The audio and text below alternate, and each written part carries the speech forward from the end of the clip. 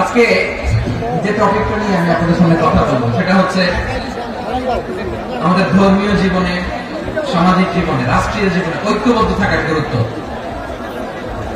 The importance of unity in our life. আমরা ঐক্যবদ্ধ থাকতে চাই কি চাই না?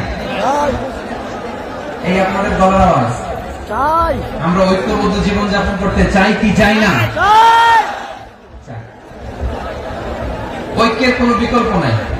গত 50 বছর তো দেখেছি ডিসইউনিটি, অনৈক্য, বিভেদ, বিচ্ছিন্নতা আমাদেরকে কোথায় নিয়ে গিয়েছে। এই যে দেখেন কিছুদিন আগে